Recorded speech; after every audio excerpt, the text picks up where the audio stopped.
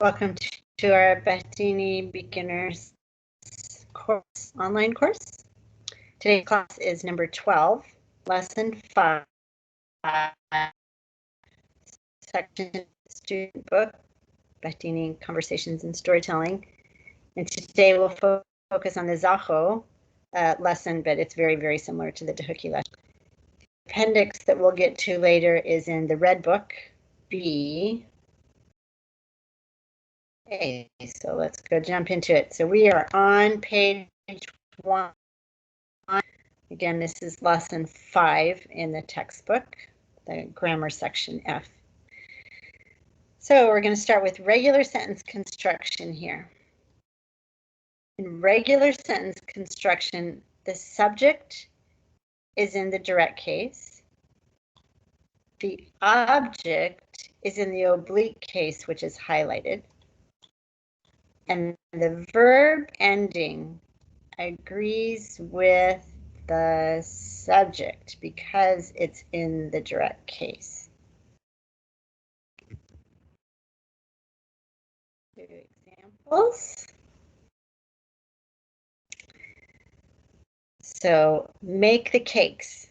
When you give a command, we don't usually say the subject, but the subject is you singular, which is 2. And then cakes, plural.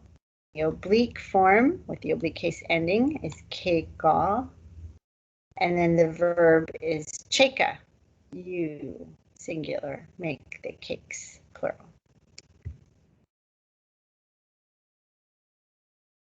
If your subject is a plural, you, then your verb ending is plural because it agrees with your subject. And the object is in the oblique case, seore, seore binen. You all bring the car, the singular car. And then another way of doing this is with the subject ao, which is not spoken, and then a modal adjective like lazima, lazim, and then the verb is a. Is your verb. So today we're going to learn about modal adjectives here. The common modal adjectives are pay TV, lazim, gring,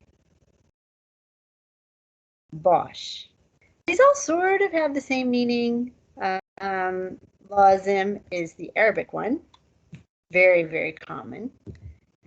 TV is the sort of the standard way of writing it in Behdini Kurdish, and because the children are learning Peytivi in their school textbooks, the younger generation is starting to say Peytivi often then, or they're saying it as often as lazim. The middle-aged and older generations, I would guess, say lazim for the most part. Less common modal adjectives are majbur, muhim, mehtaj, hauja. Modal adjectives are commonly used in subjunctive 1 sentences, or there are 2 verbs in one sentence, such as, you must make the cakes.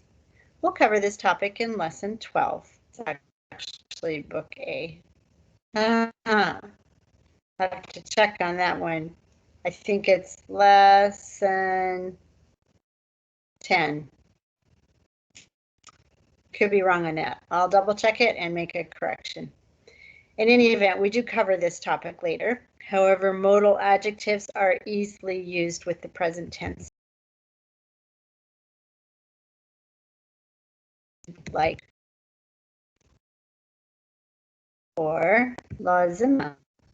And that simply means technically it is necessary or it is important. And the way that we translate that into our common English is should. Like, you should lazima بخويني. Pay بخويني. You should study, or you must do it. There's some slight differences in these, as you see, as I've tried to outline in the English. Honestly, I use lazima almost all the time. But there are some that are a little bit stronger, like محتاج and majbur, muhim. These have the element of must, not just should. محتاج has the element of ought to, not just need to. Those are fine-tuning elements. If you start out with lazima or petvia and you use one of these all the time and you understand both of them, you'll be good to go. And then if you just learn the rest of these them and necessarily use them in your everyday conversation, that's great. At least you'll know that when somebody says something like this, it means should or ought or must. If you're going to negate it, simply put na in front of the modal adjective. Na petvia. Na lazima. Na muhima. Na haujaya. And of course, this turns into an E with a hat for pronunciation, but we don't write it that way. And the reason for that is because of the Y that follows it.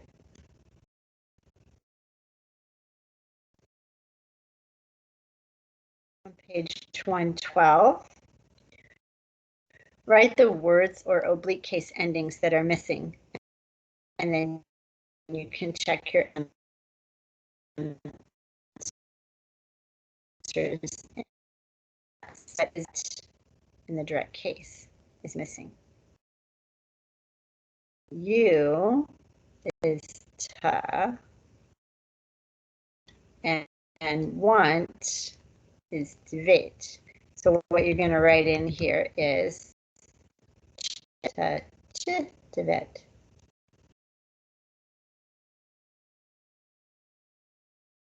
Do you want a CD? CD, dvit. Not necessary. So you're going to fill in necessary. That word for necessary starts with a P. So go back to the other page. Petvia comes to mind. It starts with a P. Here it is down here. Na petvia. There's your right. Na petvia.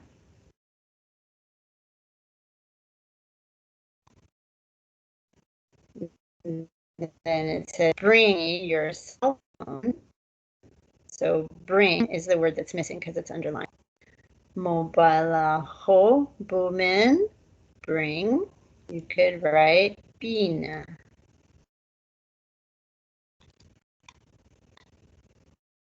Because it's in the command form and it's singular.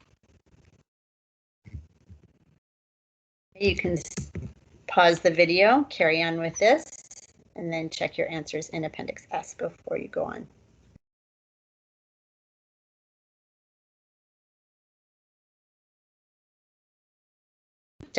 Ergative sentence construction. In ergative sentence, the subject is in the oblique case, not the object. The object is in the direct case, and the verb ending agrees with the object because it's in the oblique. I'm sorry, because it's in the direct direct case. The general rule of thumb, the verb all whatever is in the direct case. And in ergative sentence construction, the object, which is in the direct case, determines the verb and examples.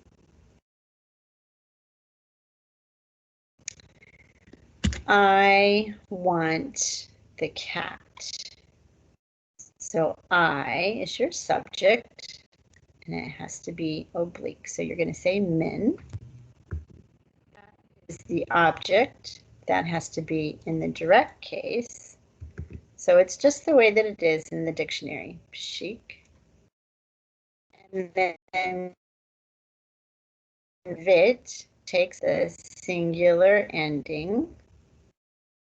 First person, third person singular ending, and that agrees with pashik, because pashik is an it or a he or a she, so that's the ending that it takes.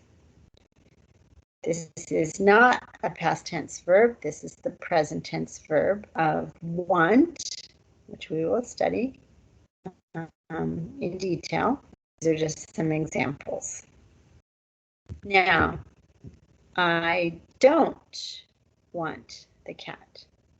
Same as the sentence over here, only now we're going to add our negator, which is na. And the na goes right in front of our verb, and we drop off the di.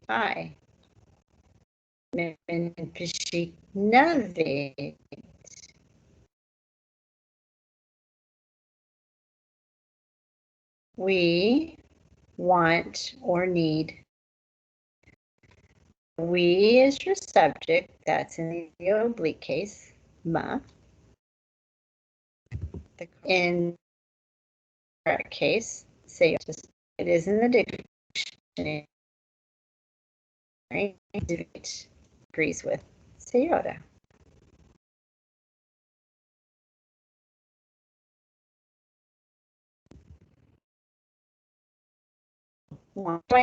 It's different. My subject is I instead of we, but that doesn't affect it because it agrees with the object. So my subject is in the oblique case, and then also comes right after your subject.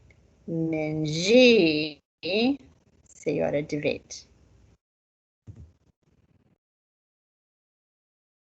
Now, if I want something that's plural, such as 2 kilos of grapes, okay, so she wants 2 kilos of grapes. The subject is oblique, way, and then the object is plural, 2 kiloi tiri, and then the verb is devane with a third person plural ending because it agrees with the plural object, which is like saying them. And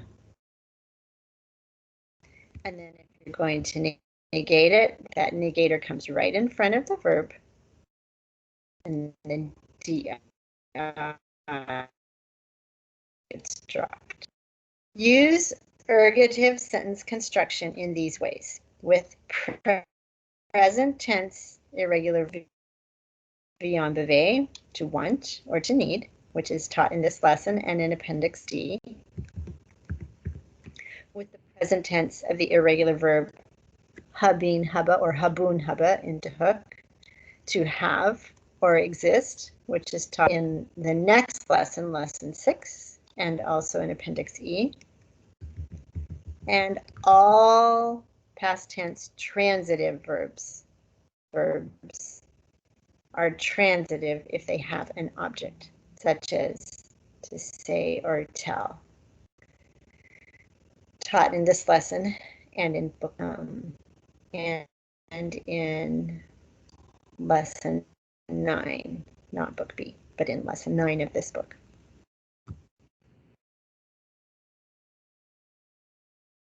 Page 113.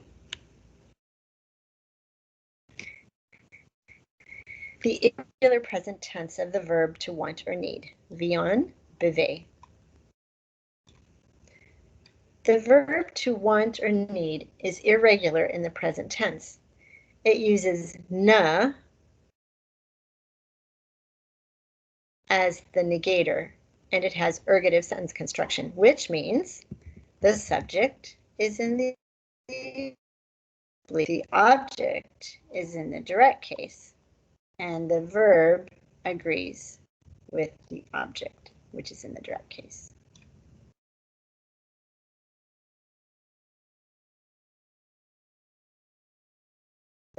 The verb is beyond. That's what you would use as your base if you're going to speak in the past tense. However, if you're going to use the present tense, you're going to use beve as your imperative and the basis for your present tense sentence. The formula for making present tense sentences with this verb is described in detail and not in Book B, in Book A. We won't go into details here. Simply memorize the formula for now and substitute different words in the subject and object positions. Remember that the verb always agrees with the object, whether it's singular or plural. Okay, so here we go. Oblique case subject, and that's always highlighted. Direct case navet or divit for singular objects as your verb. Okay, so let's look at this chart here. I want the book, the singular book. So min, which is double underlined instead of highlighted. Min kitab divit, and it has the singular ending, which agrees with kitab. And if you don't want the book, you negate the verb by putting na, and by substituting, you either use na or you have the di beginning. It's called the continuous marker. It's very common in present tense verbs. Now, if you have a plural object, such as two cars, it doesn't matter what your subject is. You can have any subject you want as long as it's in the oblique case. And then your two cars do seora. Notice that seora is not changed at all. And then divane agrees with your plural object. Now, if you look at this chart,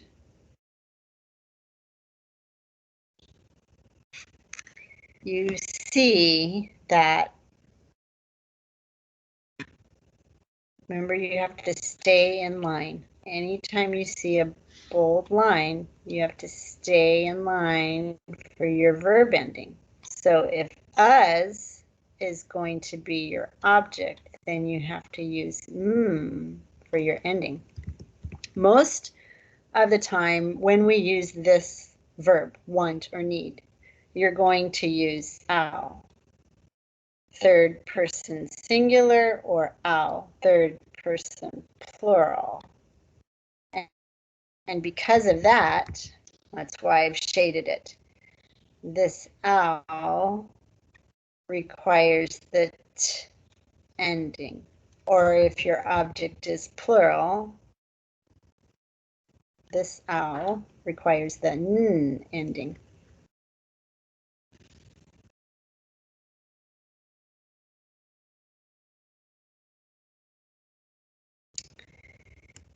One of my favorite stories to tell about this verb is people sometimes ask me, when do we use as the ending? Let me see if I tell the story on the next page. You use it when you talk about getting married. Okay, so if a boy wants to marry a girl, he will say to her, men I want you. I want you, which means I want to marry you. I want you to marry me. And so, because in this case, to is your object, you have to use to is your object. You have to E ending. So what does that look like? Min to next page. Okay, a boy would, you know, hopefully have the sense to ask,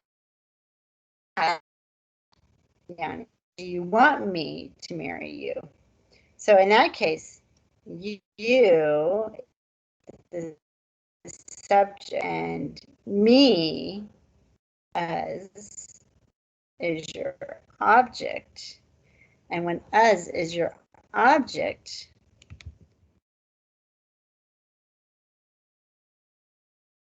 is your verb ending. You can put your here.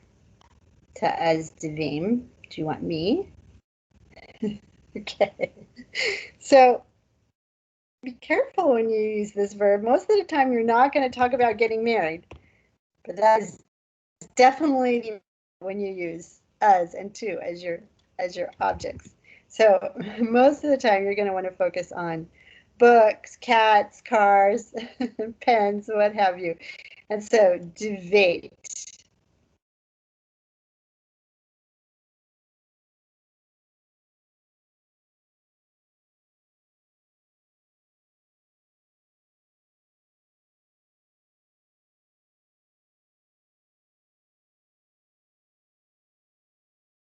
Is to listen and repeat these present tense sentences. Work with your audio recordings on this. This is all recorded, and you can listen to native speakers recording.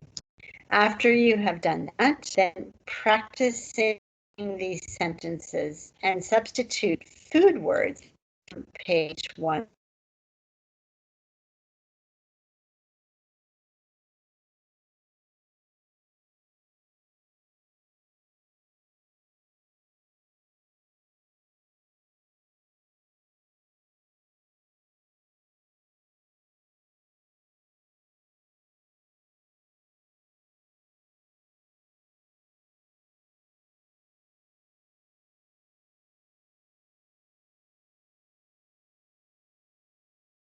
Each direct case object, like I started here. Put a circle around the object and then draw a line to the verb ending to show that relationship, that ergative sentence construction relationship.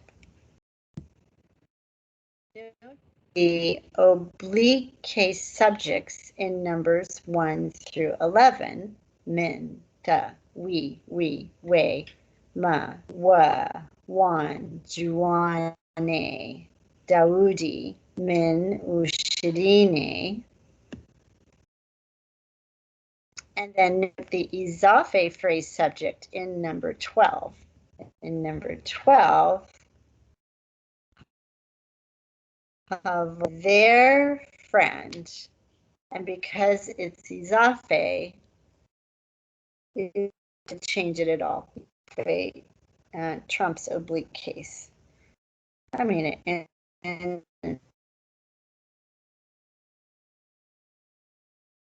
oblique case. All right. So after you've done your circles around your direct case objects, you've drawn your line to your verb ending, and you've written your verb endings, then finally write the meanings of the sentences in English. I've done here. And then check your answers in Appendix S. Okay, so take your time doing this. Don't rush it, and make sure you check all of your answers. Once you have the answers correct, then practice saying it out loud. Okay, do that now. Pause the video, do that now, and then come back for the rest of the lesson.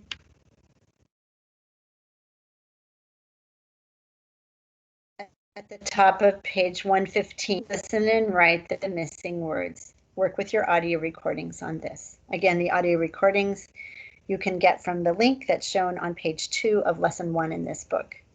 And then you can find the script and the answers in Appendix S.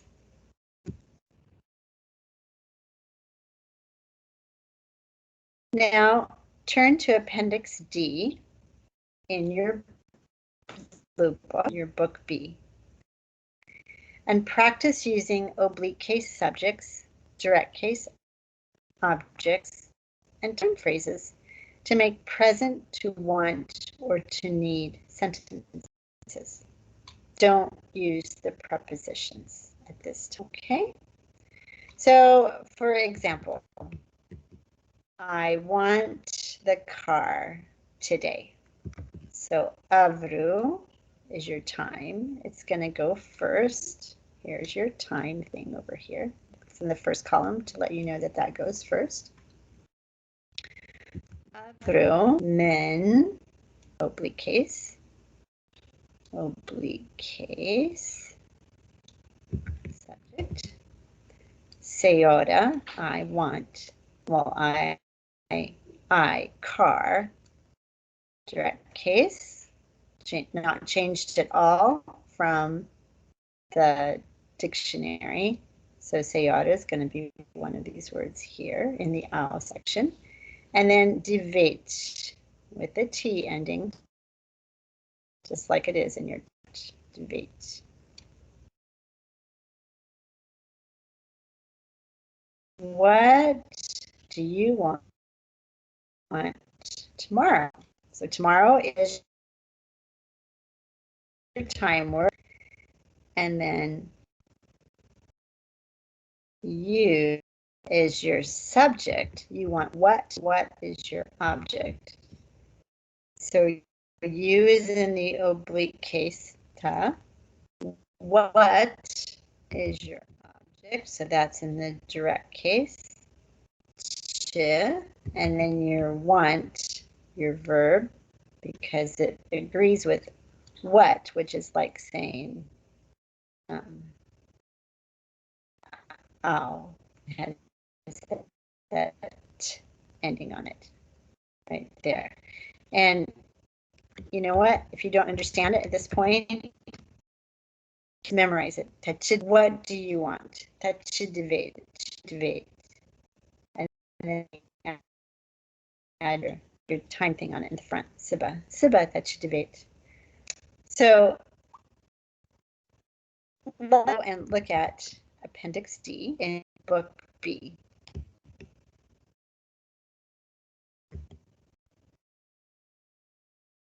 So I'm looking at the Dehookie version of Appendix Appendix D in Book B.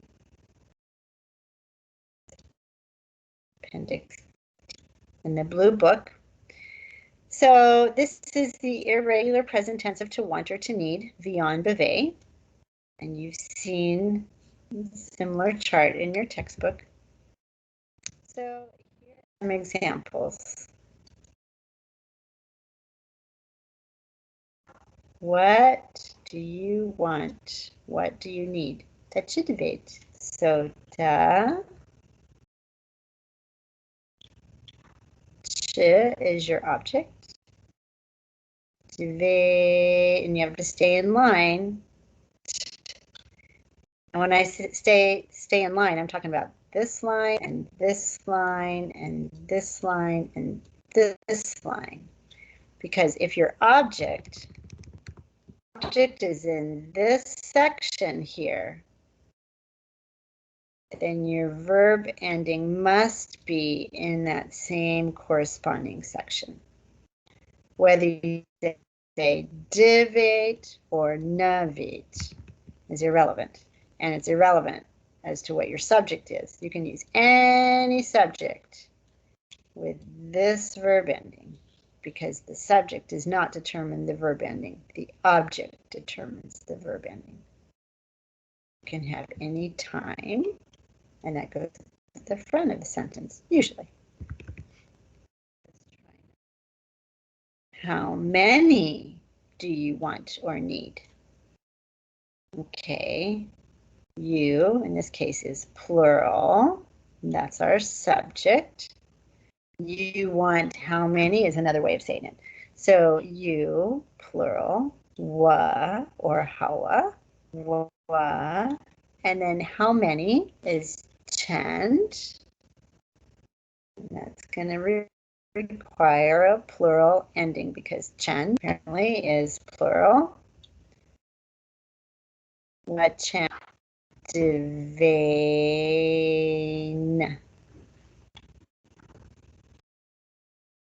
That's how this chart works. Okay, I already did the marriage thing. You can practice those if you want to. Now let's do these. These are the more common ones. Okay, so I want a book or I want the book. They don't say a book very often. Normally they just kind of say the. They don't put a special ending on the object. Okay, so I is going to be men. I'll underline it here so you can see where I'm at. So men,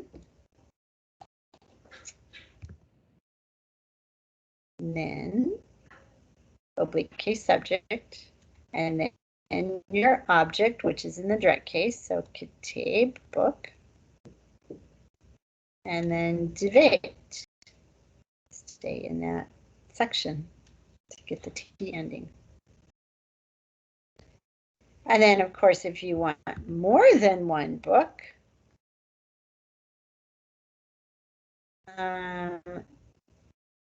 you could say Devane, I want the books. And in that case, you have to say Devane.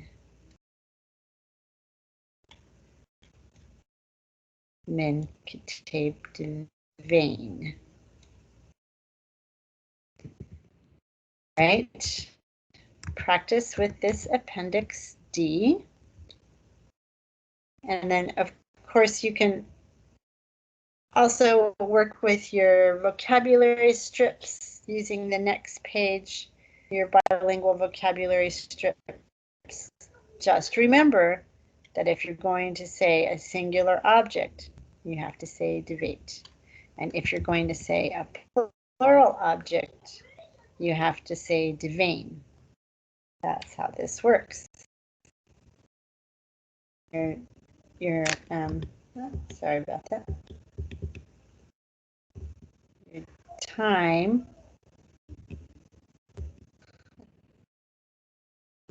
your time is in front. Your time goes of the sentence. Okay, practice that and then come back to the video.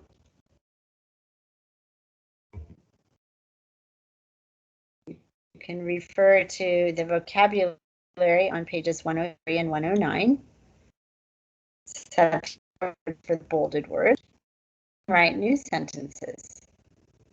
Then translate the new sentences into English and later practice all of the sentences with your language helper. So instead of saying min panir dvit, you can say min muz dvit. I want the banana. And so some is going to be non-count, singular, with the T ending.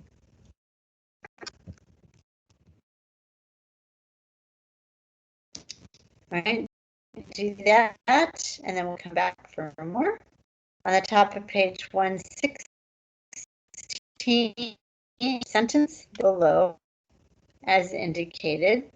For example, change the object, which is seora, to do seora, 2 cars. Anytime you change the object, it's going to affect the verb. Practice saying your new sentences. Check your answers in Appendix S. Run it by your language helper.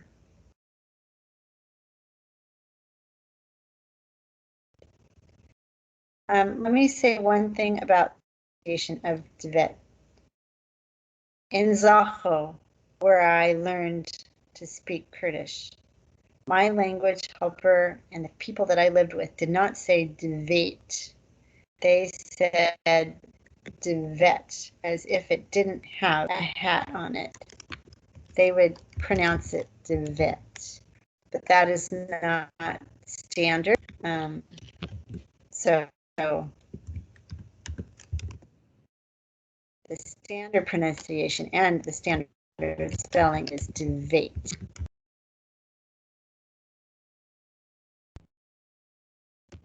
Okay. Why do my people not say dvet? Maybe they don't. If they don't, that's okay. You can learn to talk like they do, just like I learned to talk like my person did, and everybody will think you're from Zaho, which, if you're living in Zaho, you are. So there you go. All right, do that, then do this translation project down here, and then come back and we'll study the verb guten beja.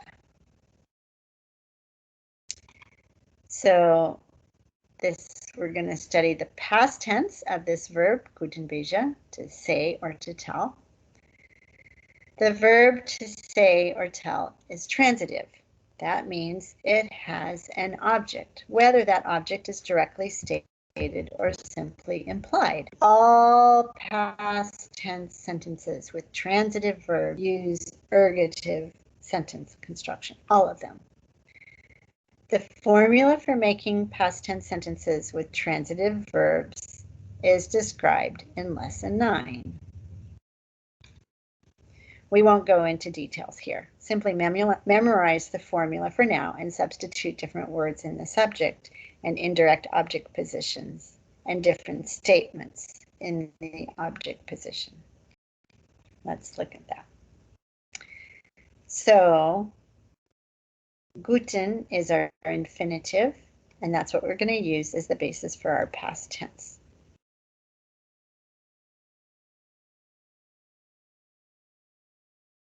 And that's what we're doing is past tense. Usually the object of a Kurdish sentence comes before the verb. Usually it's a subject, object, verb, language.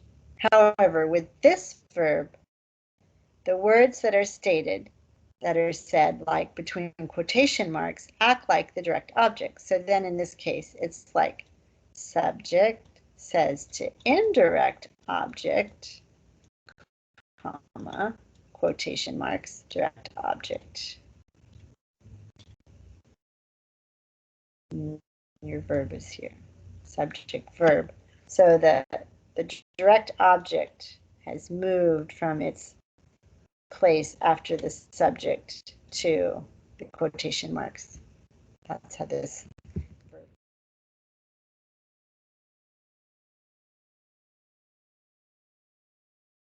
So here's your chart on the next page, 117. So you have your oblique subject, Dawoodi, put that oblique case ending on it. Then you could say gut. Who did he say something to? Gut ma. Okay, so that's your indirect object.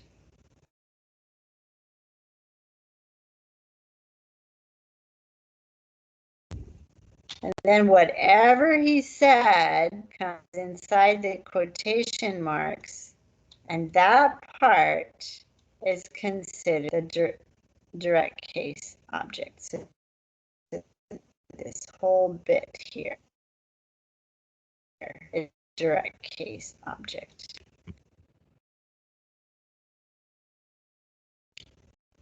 Now notice these footnotes. Dehukis sometimes say gutta or naguta.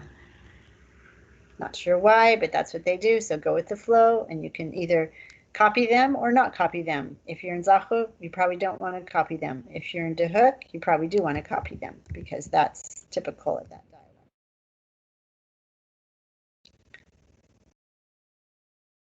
So if you want to use this chart to make some sentences, you're going to start with your oblique case subject. Anything goes as long as it's in the oblique case.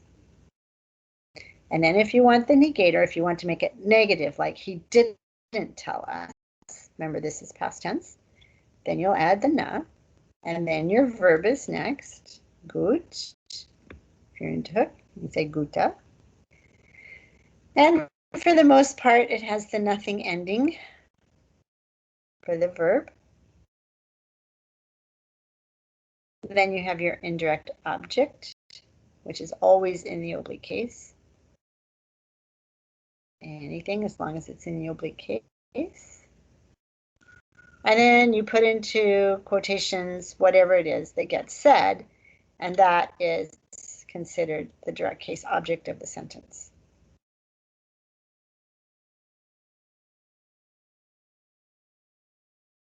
Now, this, sometimes when you read the Bible, it will say guten. And this verb ending is used infrequently. Usually the nothing ending is used. Sometimes in the Bible, translated by native speakers, they say guten. And I don't really understand it. I just read it. But in my everyday conversation, and most people's everyday conversation, they use the nothing ending. So just say gut. So, men gut, blah, blah, blah.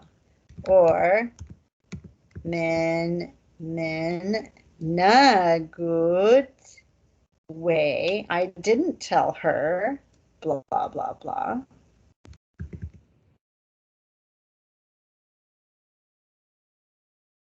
Listen and repeat these past tense sentences. The oblique case subjects are double underlined.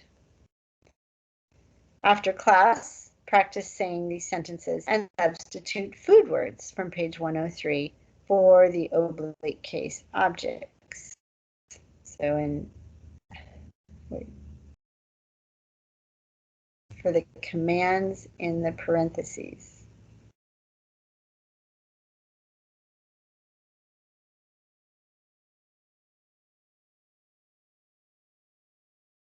Need to work on my instructions there. Okay. And practice these simple sentences. Again, if you don't understand it, that's okay at this point. Just use it correctly, and the more you use it correctly, the more it'll get in your head, and then the more you'll hear other people say it, and then you'll recognize it, and you'll be like, oh yeah, he just said, I told you, blah, blah, blah. She told him. She told Dawood.